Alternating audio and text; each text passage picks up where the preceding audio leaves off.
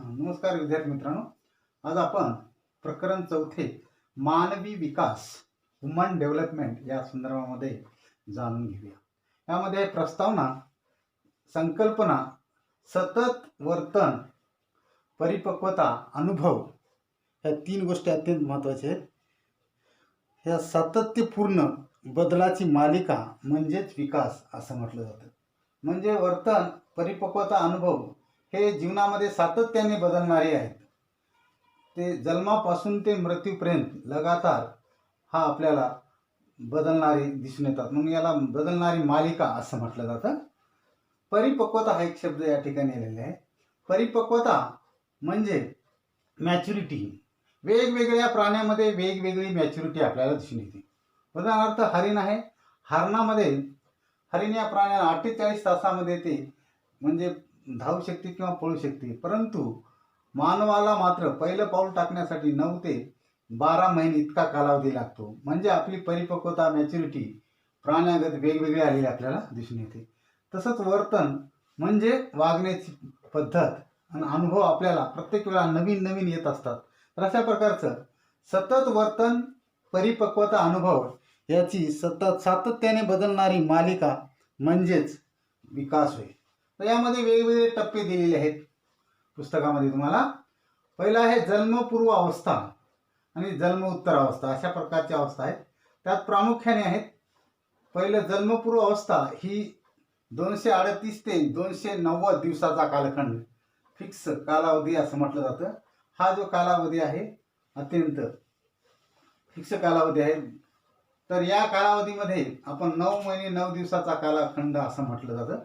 238 ते 290 या कालावधी. काही अपवादात्मक मध्ये 38 तर 290 असा दिवस दिलेला आहे बाळाचा जन्म होण्याचा. त्याच्यामध्ये दिलेला आहे 3 जन्मपूर्व अवस्था आहेत. एक आहे अंड अवस्था. अंडावस्थेमध्ये हा जो पहिली अवस्था आहे जन्मपूर्व अवस्था, ती 15 दिवसाच्या पहिल्यांदा आपण म्हणतो. बऱ्याच वेळा गोड बातमी आली किंवा अमुक आहे असं आपण म्हणतो, त्याला अंडावस्था असं म्हटलं जातं. तर अंडावस्थेचा कालखंड हा पहिल्या सुरुवातीचा 15 दिवसाचा कालखंड आहे. त्याच्यानंतरची अवस्था असते भ्रूणावस्था. ह्या भ्रूणावस्था ही 3 ते 9 आठवडे इतका कालावधीची असते. यामध्ये वेगवेगळ्या अवयवाची आपल्याला विकास होताना दिसून येतो. उदाहरणार्थ डोकं आहे, डोक्याची निर्मिती या ठिकाणी आपल्याला होताना दिसते. त्याच्यानंतर आहे गर्भावस्था.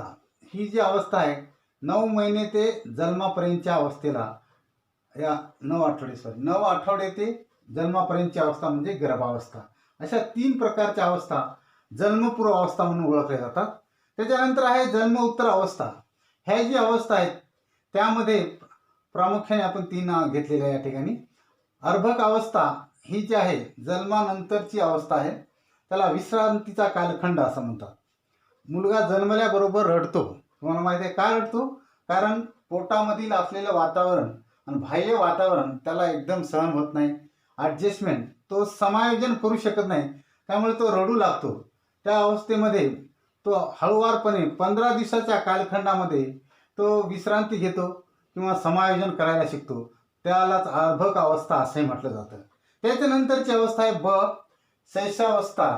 ह्या शैशवावस्थेमध्ये 2 आठवडे ते 2 वर्षाचा मोठा कालखंड यामध्ये दिसून येतो. लहान बालकांचा हा एक कारक कौशल्याचा अनुभव येणारा याच्यामध्ये विकास होताना दिसून येतो. हातपायाची बोटे वगैरे. त्याच्यानंतर आहे बालावस्थेमध्ये 2 अवस्था आपल्याला दिसून येतात. पूर्व बालावस्था आणि उत्तर बालावस्था. पूर्व बालावस्था ही 2 ते 6 वर्षाची असते आणि 6 ते 11 वर्षे उत्तर बालावस्था, अशा प्रकारची अवस्था आपल्याला दिसून येते. अशा प्रकारे जन्मपूर्व आणि जन्मोत्तर अवस्था ह्या 2 प्रामुख्याने अवस्था आपल्याला या ठिकाणी दिसून येतात. आता त्या पुढील भाग विकासाची वैशिष्ट्ये म्हणजे काय, characteristic. What is the characteristic of development. विकासाची तत्वे किंवा वैशिष्ट्ये आपण जाणून घेऊया. त्यामध्ये एकूण 10 वैशिष्ट्ये दिलेली आहेत. पहिलं वैशिष्ट्य आहे विशिष्ट आकृतीबद्ध. प्रत्येक व्यक्तीचा विकास हा विशिष्ट आकृतीबद्ध या पद्धतीने होताना आपल्याला दिसून येतो. त्यामध्ये दिलेलं आहे उदाहरण बघा. रांगणे, उभे राहणे, पळणे. कारण लहान बालक आहे ना, सुरुवातीला रांगायला सुरू करते. काहीतरी आधार घेऊन उभा राहायला सुरू करते, त्याच्यानंतर न कोणता आधार घेता उभे राहणे, त्याच्यानंतर ते पळू लागते. म्हणजे विशिष्ट क्रम आपल्याला दिसतो, त्याला विशिष्ट आकृतीबद्ध असं म्हटलं जातं. दुसरं उदाहरण दिले तुम्हाला, भाषा शिकत असताना तो अर्थहीन शब्द सुरुवातीला म म ब ब बाबा असे शब्द उच्चारतो, अर्थहीन नसतात, त्याला अर्थ नसतो. त्याच्यानंतर तो शब्द बडबडणे, नंतर तो एखादं वाक्य म्हणू लागतो आणि वाक्यानंतर तो भाषा शिकू लागतो. अशा प्रकारचं विशिष्ट आकृतीबद्ध विकासाचं पहिलं वैशिष्ट्य आपल्याला दिसून येतं. दुसरं आहे विशिष्ट दिशेने दिसून येते. विकास हा विशिष्ट दिशेने दिसून येतो. तर यामध्ये प्रामुख्याने दोन आहेत, एक शीर्ष पुच्छ आणि समीप दुरस्थ, हा दोन आपल्याला तत्व दिसून येतात. शीर्षपुच्छ म्हणजे काय, तर डोक्याकडून पायाकडे होणारा विकास, त्याला शीर्षपुच्छ असं नाव दिलेलं आहे. तर या शीर्षमध्ये म्हणजे डोक्याकडून पायाकडे होणाऱ्या विकास, म्हणजे डोक्याचा विकास सुरुवातीला आपल्याला होताना दिसतो. बाळाचा तुम्ही जर या ठिकाणी बघितला तर त्याचा पहिल्या सुरुवातीचा विकास हा डोक्याकडूनच होताना दिसतो, नंतर पायाची निर्मिती झालेली आपल्याला दिसून येतं. समीप दुरस्थ यामध्ये विशिष्ट शरीराच्या मध्यवर्ती विकास व नंतर बाह्य भागाचा विकास होतो. त्याच्यानंतर मज्जारज्जूचा विकास प्रथम होतो आणि नंतर बाह्य भागांचा विकास होताना दिसतो, त्याला समीप दुरुस्त असं म्हटलं जातं. ह्या दुरुस्तमध्ये प्रोझिमो डिस्टल असंही म्हटलं जातं. तर यामध्ये मध्यवर्ती भागाचा प्रथम विकास तत्वानुसार होतो आणि नंतर बाह्य भागाचा विकास या ठिकाणी होतो. त्याच्यानंतरचं तत्व आहे सातत्य आढळते. प्रत्येकामध्ये सातत्य आपल्याला आढळलेले दिसून येते. तर विकासामध्ये सातत्य आहे, प्रत्येक अवस्था एकमेकाशी संबंधित आहे. म्हणजे इथे दिलेले आहे बघा, अंडावस्थेमध्ये व्यवस्थित विकास झाला, भ्रूणावस्थेत होते, भ्रूणावस्थेत झाला की गर्भावस्थेत होते. या जन्मपूर्व अवस्थेमध्ये आहाराचं फार महत्त्व आहे. आहार, भावनिक अवस्था महत्त्वाची आहे, हे घटक. त्याच्यानंतर व्यसन नसणे मातेला, तर याचा परिणाम इथे होतो. म्हणून सुरुवातीला कशा प्रकारचा त्या मातेचा बालकाशी संबंध जन्मपूर्व अवस्थेमध्ये विकास झाला, त्याचं या ठिकाणी आपल्याला सातत्य आढळून एकमेकाशी संबंधित आहे.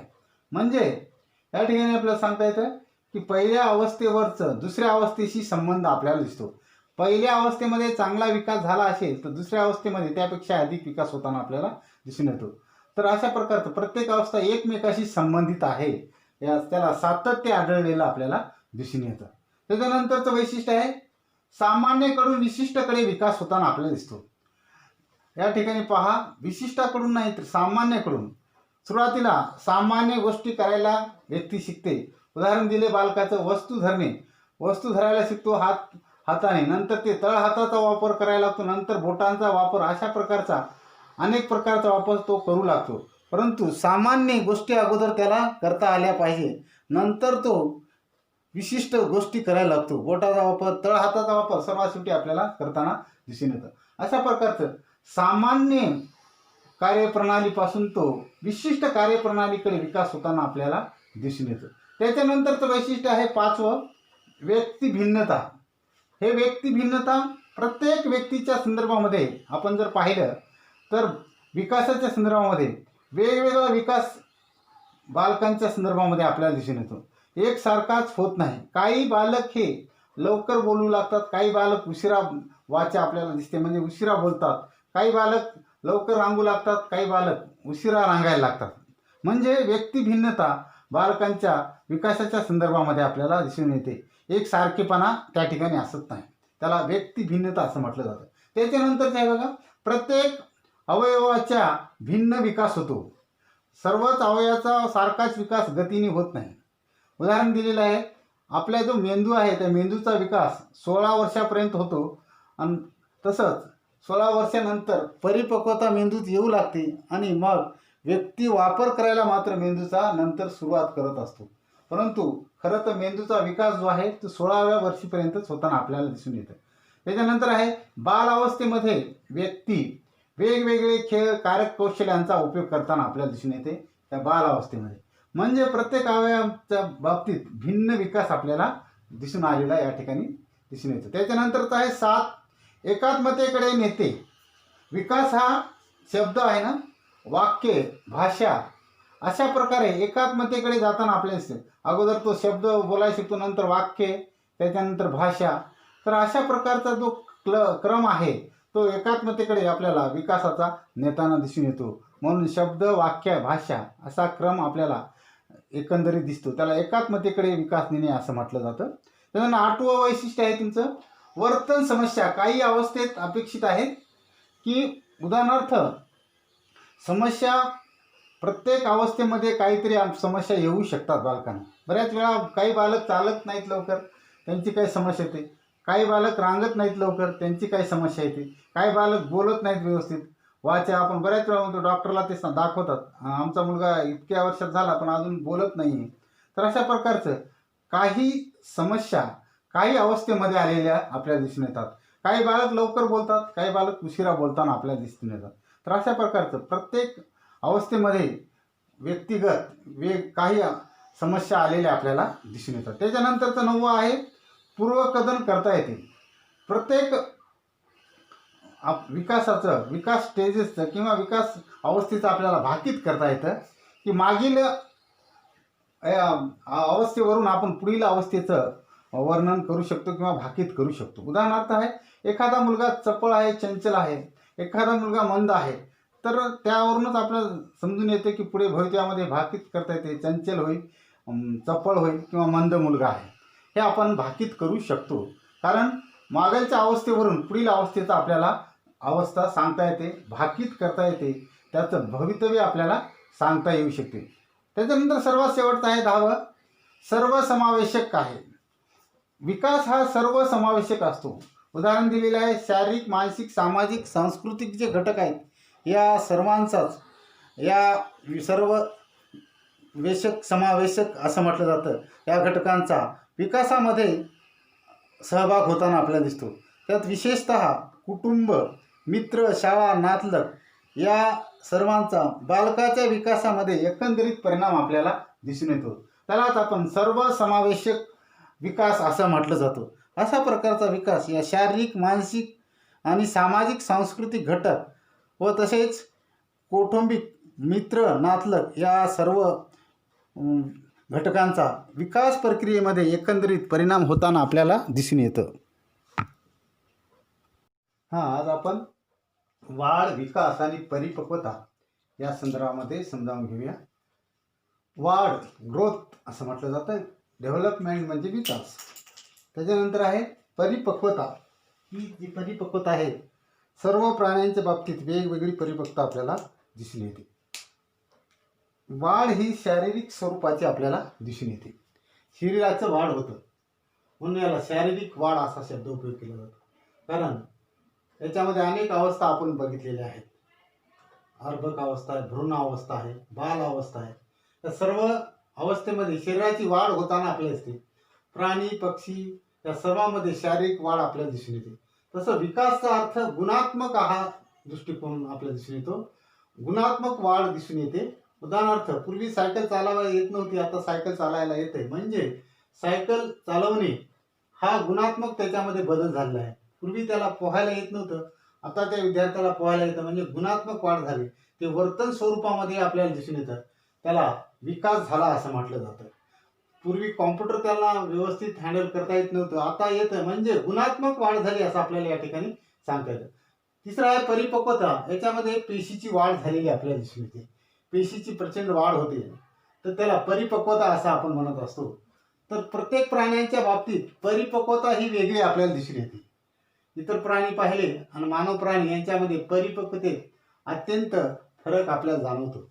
उदाहरण पहा, इतर वाघ, सिंह, इतर म्हैस किंवा गाय, कुत्रा या बाबतीत त्यांचं जीवनकक्षा अगदी लहान आहे.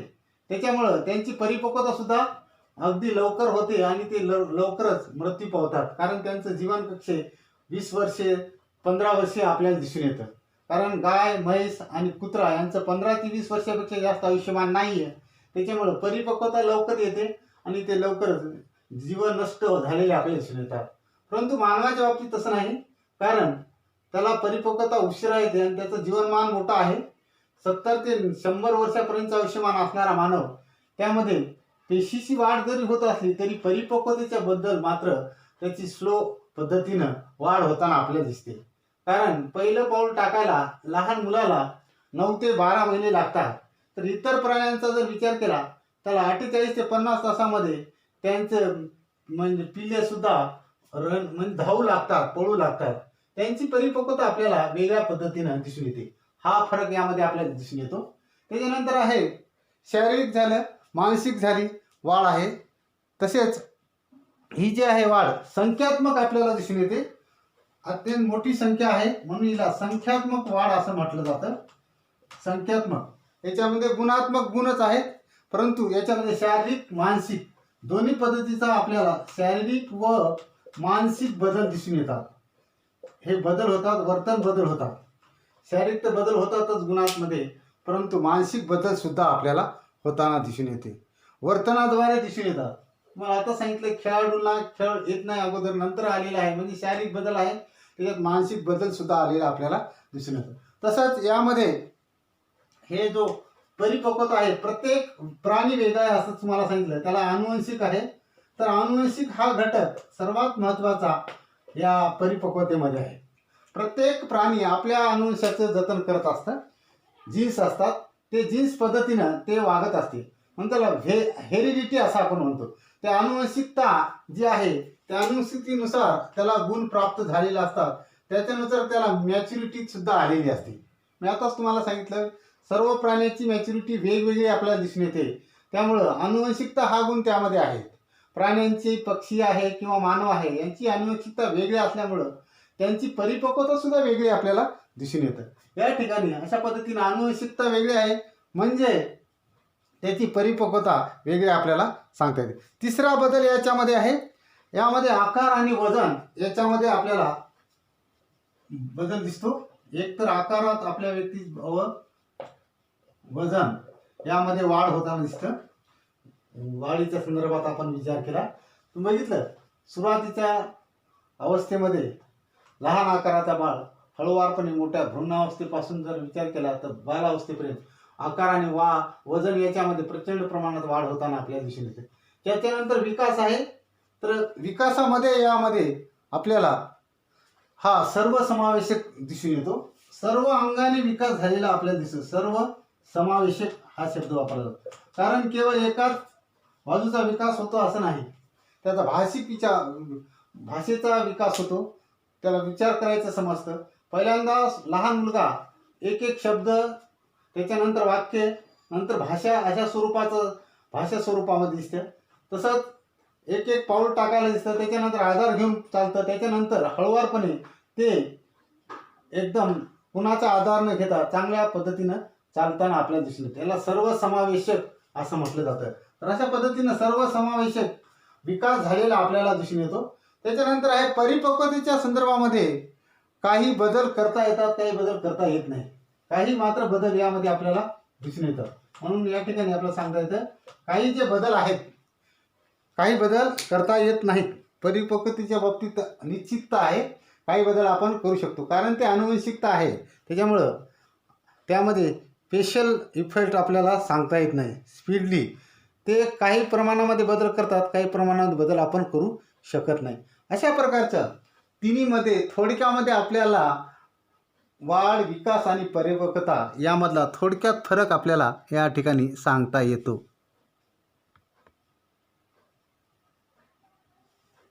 करत असतो हा माणूस खूपच उथळ आहे, थ्रिलर आहे, अवघड आहे, अशा प्रकारच्या आपण टिप्पण्या करत असतो.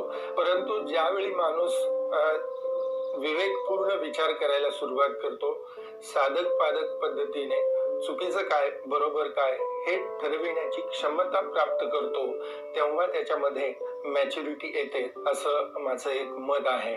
माणूस जेव्हा इतरांवर टिप्पणी करायचं सोडून देतो, त्यानं असं केलं पाहिजे, तो बदलला पाहिजे, त्यानं हे केलं हे बरोबर नाही, अशी इतरांवर टिप्पणी करण्याऐवजी माणूस जेव्हा स्वतःला बदलण्यासाठी विचार करायला लागतो, स्वतःच्या बदलाविषयी तो काम करायला सुरुवात करतो, तेव्हा त्याच्यामध्ये मॅच्युरिटी येते.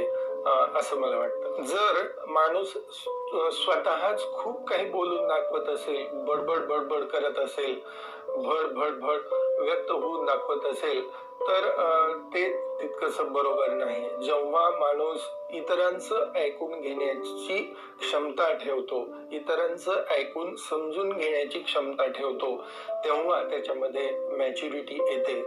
प्रत्येकाच्याच आयुष्यामध्ये हवे तसे माणसं घडत नाहीत, हवे तसे प्रसंग प्रत्येकाच्या जीवनामध्ये घडत नाहीत.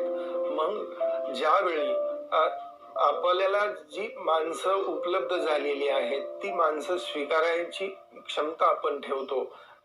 जे आपल्याला मित्र मिळालेले आहेत, ते मित्र जशाला तसे आपण स्वीकारायला जेव्हा सुरुवात करतो, तेव्हा आपल्यामध्ये मॅच्युरिटी येते.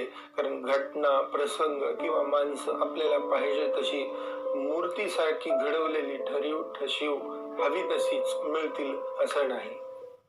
प्रसंग प्रत्येकावर येत असतात, अनुभव प्रत्येकाला असतात, सुज्ञपणाही ज्याच्या त्याच्या परीने प्रत्येकामध्ये असतो. परंतु प्रत्येक गोष्टीमध्ये मीच शहाणा, माझच बरोबर, मीच कसा परिपूर्ण आहे असं माणूस सांगतो, तेव्हा तो निश्चितच काहीतरी चुकत असतो. प्रत्येक गोष्टीत आपणच बरोबर नाही, प्रत्येक गोष्टीमध्ये आपलंच खरं असू शकत नाही, अशी ज्यावेळेस त्याची धारणा होते, त्यावेळेस त्याच्यामध्ये मॅच्युरिटी येते, समजूतदारपणा येतो, सोशिकता येते, विवेक येतो. जेव्हा माणूस काळानुसार बदल स्वीकारून पुढे जाण्याचा प्रयत्न करतो, काळानुसार स्वतःमध्ये काही बदल करतो, त्यावेळेस त्याच्यामध्ये मॅच्युरिटी येते, समजूतदारपणा येतो. जी गोष्ट आपल्या जवळ आहे ती सुखाने उपभोगतो, त्यामध्ये आनंद मानतो, त्या माणसाला समजूतदार माणूस म्हटलं पाहिजे. ज्या गोष्टी आपल्याजवळ आहेत त्याचा आनंदाने उपभोग घेतो, फक्त हव्यास करत नाही, तो माणूस समजूतदार आहे, विवेकपूर्ण आहे, मॅच्युअर आहे असं म्हणायला पाहिजे. जेव्हा माणूस इतरांसोबतची स्वतःची तुलना बंद करतो, तेव्हा तो मॅच्युअर होतो. ज्या वेळेस माणूस स्वतःच्या भौतिक साधनांचा, संपत्तीचा इतरांशी तुलना करून गौण, निम्न, उच्च या प्रकारच्या पातळ्या ठरवायचं बंद करतो, त्यावेळेस तो मॅच्युअर होतो असं म्हणायला पाहिजे. आणि ज्या वेळेस माणूस रागावर नियंत्रण ठेवतो, विवेकाने वागतो, सोशिक होतो, समजूतदार होतो, त्यावेळेस तो मॅच्युअर होतो असंही माझं मत आहे. मॅच्युरिटी संबंधीचं थोडंसं तात्विक विवेचन